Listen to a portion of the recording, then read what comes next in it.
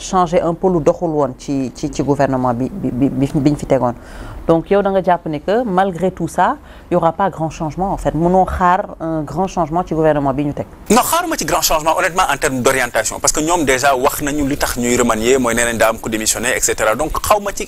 ci grand changement surtout que les fondamentaux tey jii Sénégal li taxaw dëgg-dëgg Sénégal c'est l'économie te ñaar ñi nga xam ne ñoo yor économie bi ci exécutif bi ils n'ont pas changé mooy le ministre des finances et le ministre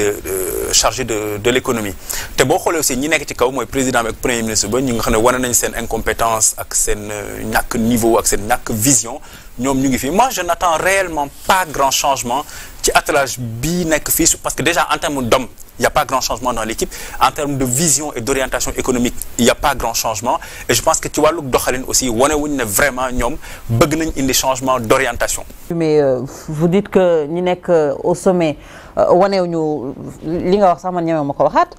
mais on a entendu le premier ministre Ousmane Sonko dire que ñoom ci autant c'était 11 mois li ñu def ci 11 mois amul benn régime bu ko fi def régime yu fi succédé wu yëpp ils ne l'ont pas fait et vous dites carrément le contraire mais pourquoi. damay ñëw ci wàllu économie gouvernement bi fi nekk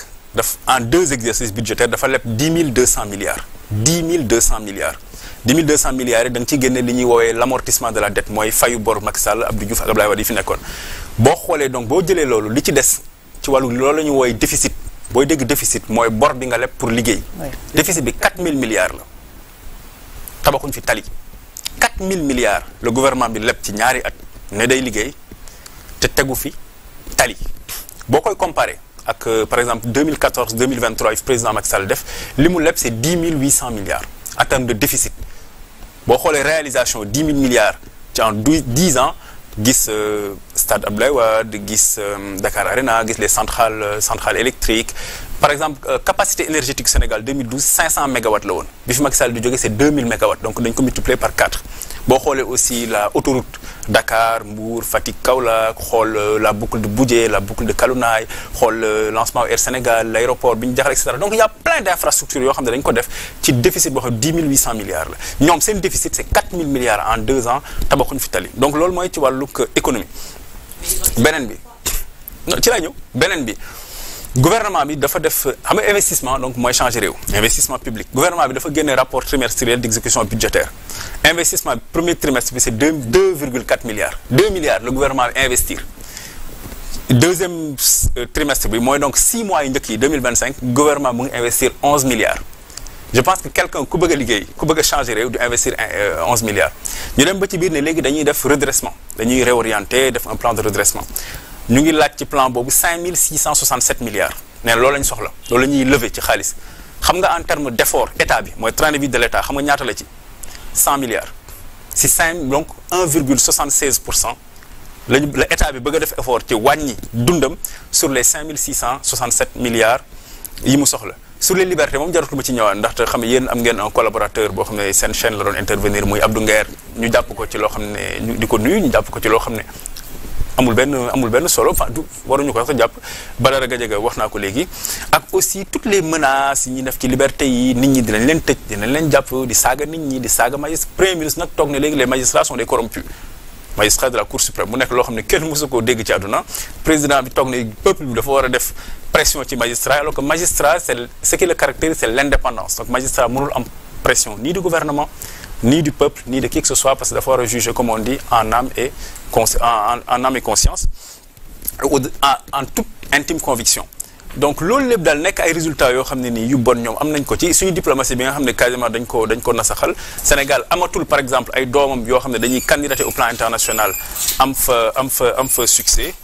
ñu ngi xiiroo premier ministre génn attaqué France il y a quelques mois génn attaqué États-Unis donc mu nekk daal affaire yu pëccoxo boo xam ne xaw na doy na waar lool te amuñu surtout perspective xam nga li am solo mooy bokk na ci li ma président Macky Sall dénk wax nga ko sànq mooy la prospective mooy xalaat loo xam ne ñëwagul mais gouvernement bi dafa wanewul yoon wanewul vision wanewul perspective ba Sénégalais yi xam fan lañ jëm. mais est-ce que du yéen a bëggul gis peut-être yoon boobu ak vision boobulee parce que ñoom fu ñu taxaw tey jii ñu ngi wax fan la ñu bëgg jëm ak fan la ñu fekk lii di état bi quatrième sous-sol ñu ngi koy wax ni que ils ont trouvé quand même un pays en ruine et même quand soo demoon tey jii di laaj à ma grand-mère bi peut-être qu'ils ne travaillent pas ils te diront effectivement mënuñu liggéey parce que régime bi fi nekkoon jël na xaalis bi yëpp yóbbu alors loolu également pour expliquer à une personne qui est là et qui ne comprend pas du mën a comprendre peut-être Hamidou yow fan ngay waxee. waaw loolu aussi dama ciy joxe ay chiffres par exemple gis nga ñoom bi ñuy ñëw déficit public déficit boo koy dégg mooy la ngay dépensé boo ko ratioé ak la ngay am 840 milliards la woon déficit Sénégal 840 milliards la waroon wuti chaque année boobu pour combler budget xam nga ñaata la ñu ko yóbbu en 7 mois 2300 milliards 2300 milliards la ñu yóbbu déficit bi te boo waxee vision man li may pointé aussi mooy. Cacophonie ak tergiversation parce que par exemple ñoom dañu ñëw ñu fal leen ci programme muy le programme Diomaye président mu am ay mesures yu bari ci nekk ñu dawal tuuti jékki-jékki ne léegi dañuy indi projet mooy la vision 2005 abandonné nañ le programme sur lequel 54% sénégalais ci lañ leen fal ñu indi léegi la vision 2050 bi nga xam ne notre ami Victor Ndiaye moo ko defar ñu dem ba ci biir ne léegi ñun sax bàyyi nañ vision boobu léegi dañuy ñëw indi un plan de xawma le master la SND mooy la stratégie nationale de développement ñu jógee foofu ne léegi sax dañuy xalaat benn master plan ñu jógaat foofu ne léegi plan de redressement économique et social lañ indi mu nekk daal lu may wooyee cacophonie la ak tergiversation et puis tu sais la gouvernance pas le désir de vouloir bien faire la vision c'est à long terme xam nga booy gouverner dafa am lu wooyee la vision ak les stratégies les projets nga articuler ko ci ay projets ay réformes loolu jur ay programmes boo ko comparé par exemple ak PSE dafa nekkoon une vision un Sénégal émergent en 2035 avec une société solidaire et dans un état de droit loolu moo nekkoon vision léegi vision bi ñu articuler ko nag ci 3 axes axe bu njëkk bi mooy transformation structurelle de l'économie beneen bi capital humain bi ci topp mooy état de droit ak bonne gouvernance loolu mooy les 3 axes donc vision mu jur 3 axes yooyu ñu tasaare leen mu jur 27 projets ak 17 réformes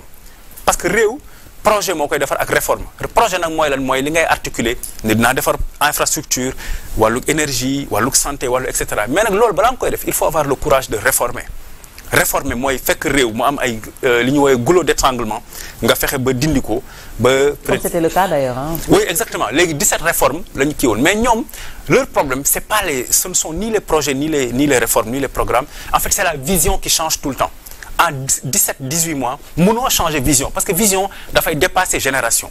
mais nag bu dee yow chaque 3 mois nga changer vision li muy wane mooy yow cacophonie ak yàkkamti ak ñàkk xam foo jëm. est-ce que du wane tamit réalité du pouvoir Hamidou ak peut-être ñàkk xam lan la ñu waroon fekk ci pays bi et que fekkuñu ko fi comme ils l'ont dit d'ailleurs que bi ñuy ñëw foogoon nañ ne que ils savaient que c'était pas ça mais ils se sont rendus compte que le pays était complètement à terre. loolu dama la ciy tontu ci ñetti aspect bi ci njëkk ñoom bi ñuy ñëw dafa am réew effectivement muñ fi fekk mais réew moomu xam nga Nations Unies nga xam ne faralul Macky Sall faralul Pastef faralul PIT Nations Unies nga xam nga faralul kenn les Nations Unies ñoo génnee document ne Sénégal génn na grâce aux 12 années du régime Benno Sénégal génn na ci réew yu gën a ndóol maintenant rejoindre na ce qu'on appelle les PRI les pays à revenu intermédiaire Nations Unies moo ko wax ba pare ne ñaari réew la tudd Sénégal ak Cambodge Nations Unies nee na grâce aux 12 dernières années Sénégal génn na ci réew yu gën a ndóol dem léegi ci réew yu dugg dóomu yi te bu ci tegee effort bu ndaw mun na nekk effectivement un pays émergent beneen bi taw dama ci d'accord mooy la réalité du pouvoir effectivement dafa am parce que boo nekkee ci biti mën ngay wax mais boo ñëwee effectivement xëy na la nga fay fekk wala na ngay doxalee du doon et c'est là où moi je pense que li leen rattrapé mooy wax ju bëri ak promesse yu bëri alors que liggéeyoo sérieusement et c'est d'ailleurs le vrai problème du PASTEF c'est qu'il n'était pas préparé à gouverner xam nga PASTEF boo koy classifier dans la science politique dafay mel ni ce qu'on appelle les partis populistes xam nga politique dafa am les partis de gouvernement mooy PDS PS APR AFP c'est des partis de gouvernement mooy ñoom dafa am tout le temps ni ñuy doxalee parce que maanaam li ñu bëgg mooy jël réew gouverner ko donc doo leen dégg ñu naan ay dañuy